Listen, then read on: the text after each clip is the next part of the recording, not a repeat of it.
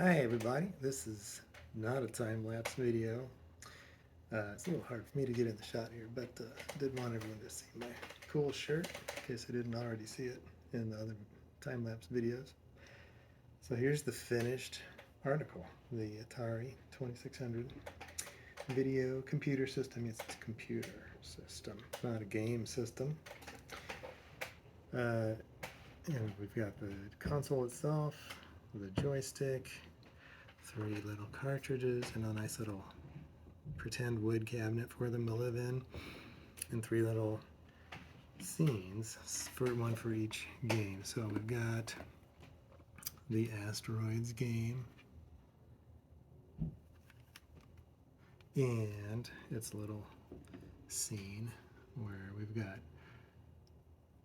asteroids floating around and a little spaceship shooting one of them. Put them aside for a little bit. We've got the adventure game, which I loved playing when I was a kid.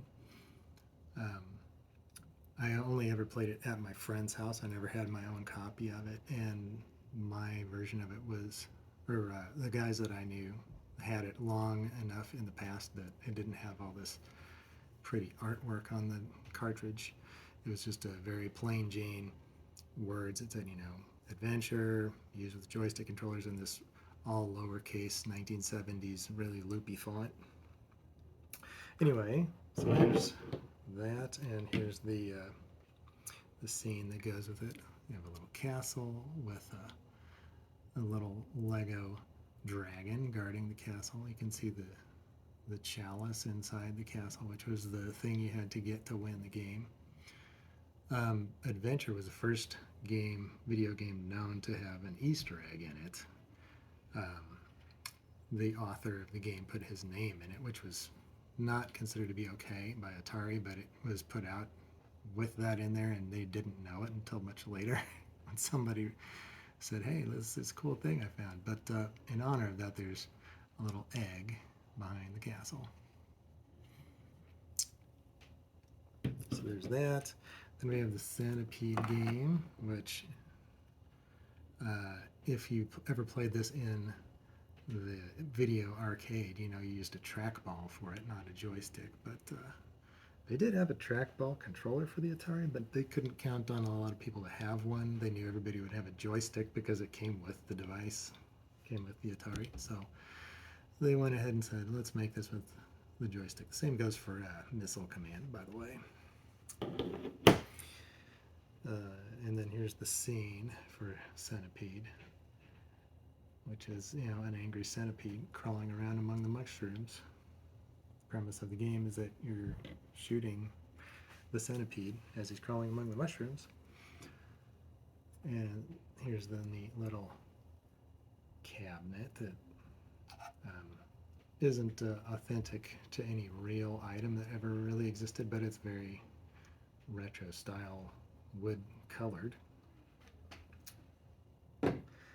As for the Atari itself, the joystick can plug into the back. That's kind of cool.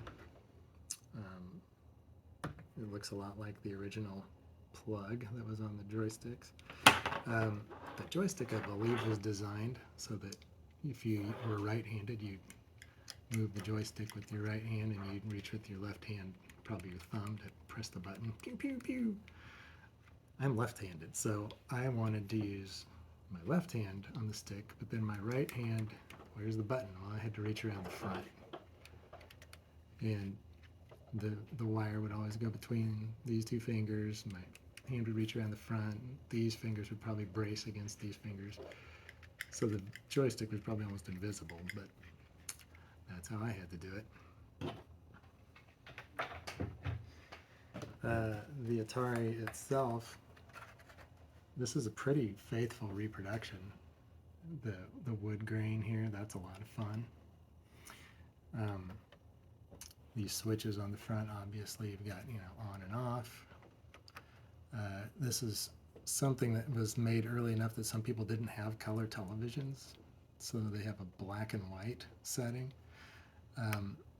most of the games, I believe, are programmed to use an alternate palette if you set it to black and white so that it would be better suited for a black and white contrast situation.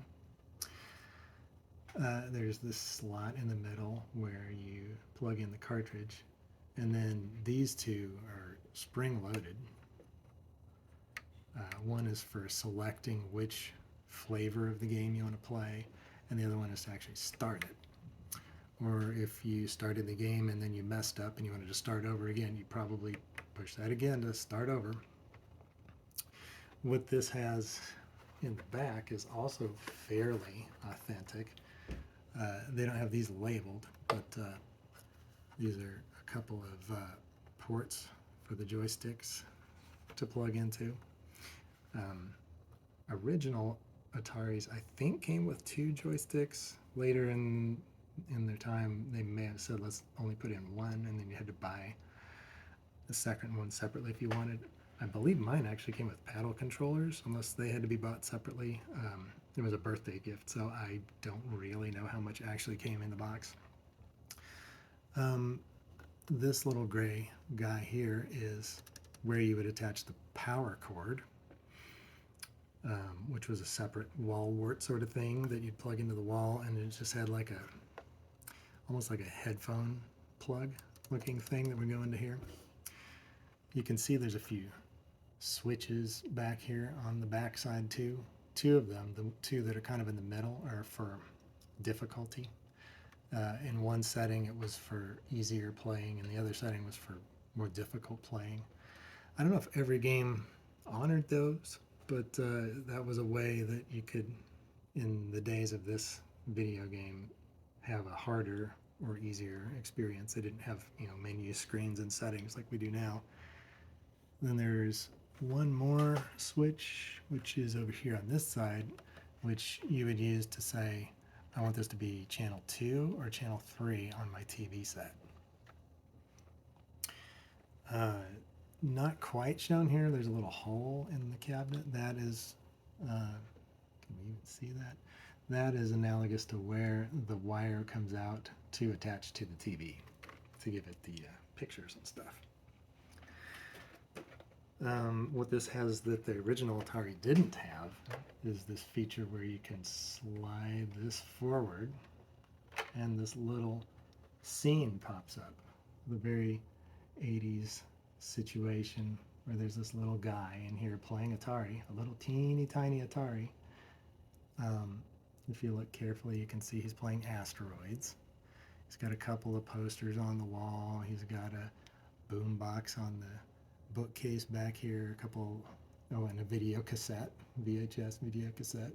I assume it's not beta. A couple of little action figures sitting there. There's a couple of toy cars sitting beside the old style telephone, and a kitty cat also. Slide to put that away again. Now, just for fun, I decided I would get out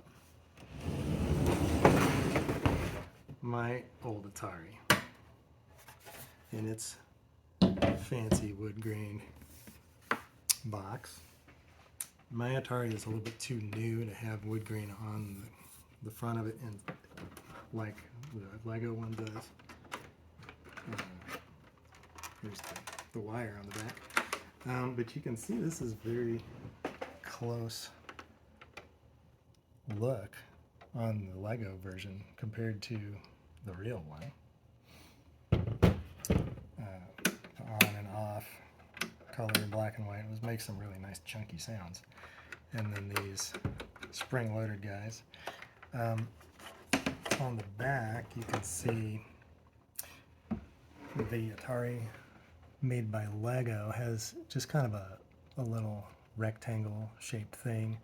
On the end of the plug for the controller is kind of 2 studs that can fit into that. The original controller setup was more of a 9-pin, almost like a DB9, not exactly like a serial port, but pretty close. Here's the switches for difficulty and channel 2, channel 3.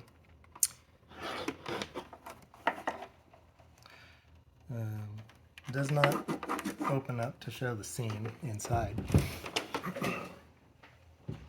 Here's one of my original joysticks. You can see the 9-pin controller set up there.